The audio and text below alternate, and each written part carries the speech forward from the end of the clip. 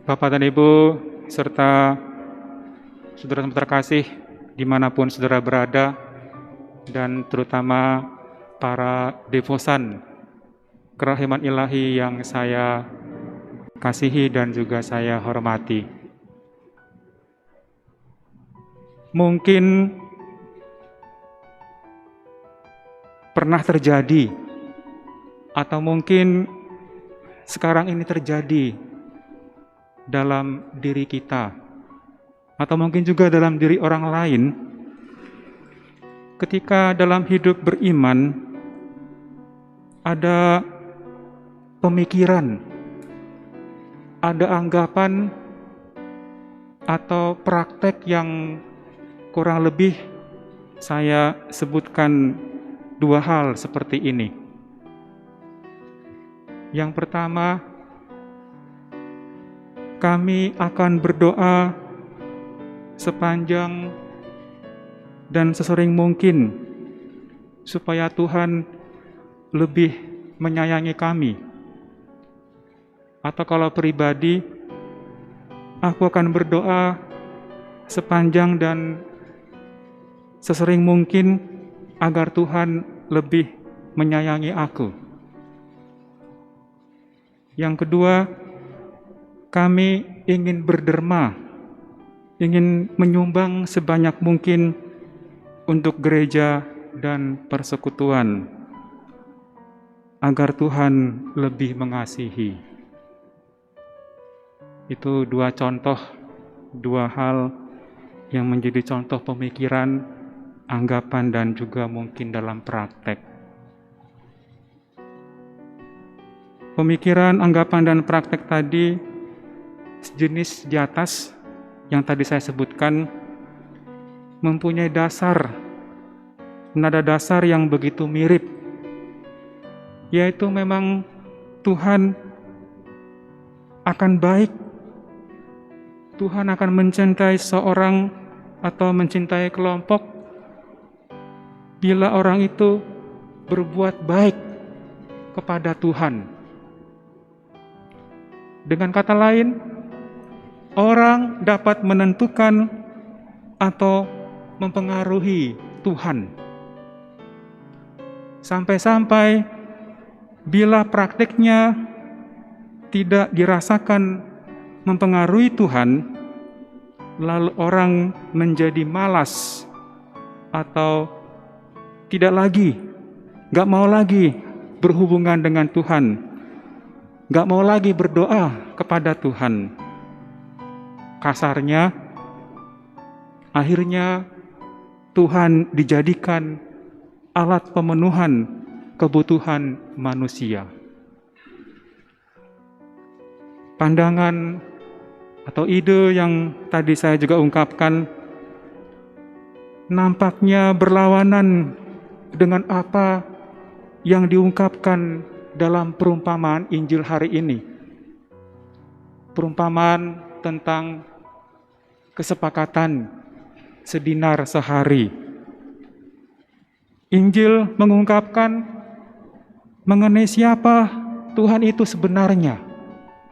Kalau kita kembali merenungkan bacaan Injil terutama pada hari ini, perumpamaan tentang sedinar sehari, dapat kita mengimani Tuhan itu sebenarnya seperti apa. Menurut perumpamaan tersebut, Tuhan adalah lain dengan manusia. Logika, pemikiran, dan keadilan Tuhan lain dengan logika, pikiran, dan keadilan manusia. Bukannya kita yang menentukan Tuhan, tetapi Tuhanlah yang harus menentukan kita. Bukan Tuhan yang tergantung kepada kita, tetapi kitalah yang tergantung kepada Tuhan. Karena kelainan ini, kelainan tanda kutip, saya mengatakan seperti itu, maka dimungkinkan bahwa semua orang, entah siapapun, datang kepada Tuhan dan memperoleh keselamatan. Kalau pikiran dan logika Tuhan sama dengan manusia, nampaknya akan banyak orang tidak akan selamat, karena menurut logika manusia hanya orang baik yang akan selamat. Kita mau sedikit, saya mengajak kembali ke masa lalu Yesus ketika terjadi perumpamaan tadi, sedinar sehari. Di zaman Yesus, memang seorang pekerja itu bekerja dalam sehari 10 jam sehari.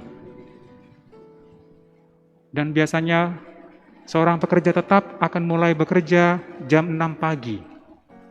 Dan kalau Tuhan yang mempunyai kebun anggur itu ingin panen, ingin cepat dapatkan hasil, memperoleh panen yang cepat, maka bukan hanya pekerja tetap yang dipekerjakan, tapi mungkin sang tuan ini ke pasar jam 9 pagi, jam 12 siang, jam 3 sore, jam 5 sore untuk mencari pekerja-pekerja tambahan. Tadi seperti yang diumpamakan oleh Yesus tadi, dan saya kira Yesus tepat membuat perjanjian, kita harus sepakat sedinar sehari. Perumpamaan bacaan Injil mengetengahkan satu sikap Allah, sikap Tuhan yang ingin selalu menarik orang kepadanya. Yesus memanggil orang di setiap waktu untuk bekerja di kebun anggurnya. Ia keliling kota mencari orang-orang untuk bekerja dengannya. Ia tidak pilih-pilih orang, tetapi semuanya ditawari kesempatan untuk bekerja di kebun anggurnya. Semua orang ditawari kasih-Nya. Setiap orang ditawari untuk melakukan kehendak-Nya. Setiap orang ditawari untuk hidup bersatu dengan Dia. Bahwa logika dan pikiran Tuhan sangat berbeda dengan manusia, sangat jelas diungkapkan dalam bagaimana Dia memberikan upah kepada orang-orang yang bekerja di kebun anggurnya.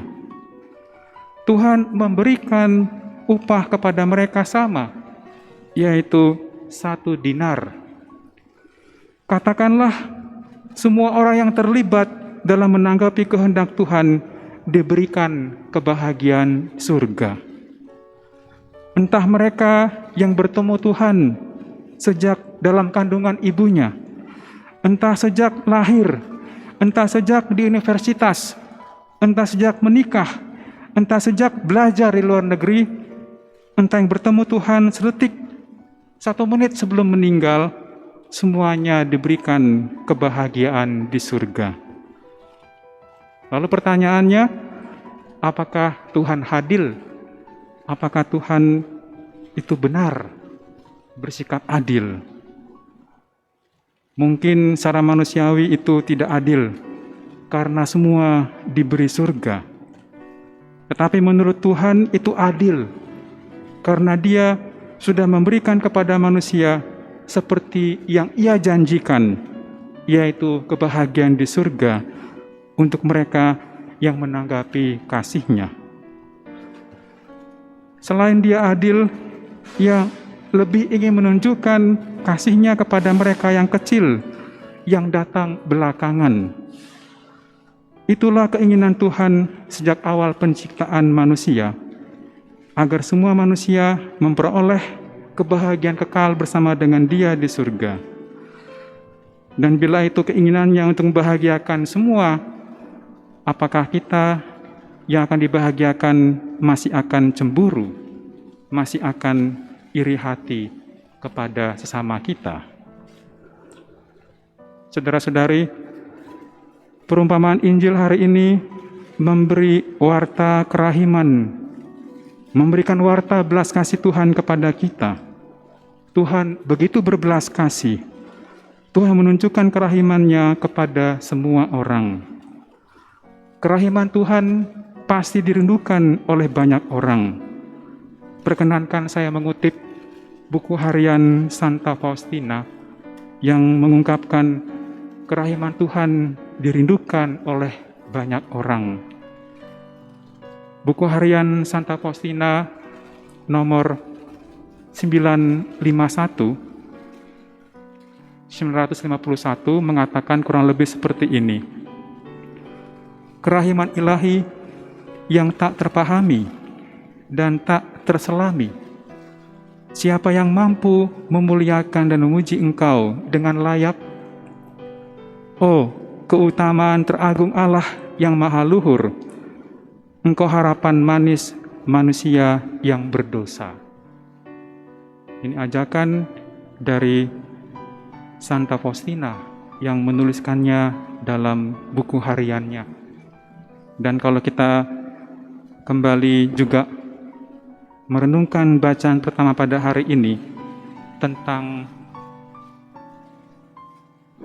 bangsa umat pilihan Tuhan yang sedang memilih.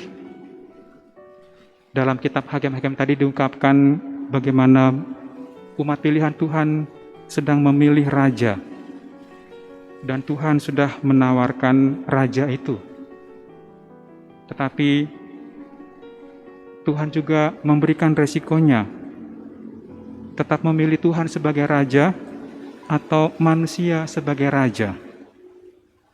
Resikonya kalau pilih manusia sebagai raja, apakah tetap berbelas kasih seperti Tuhan Allah yang tetap setia akan belas kasih-Nya. Tadi kalau kembali kepada logika manusia, bisa jadi raja malahan kurang berbelas kasih.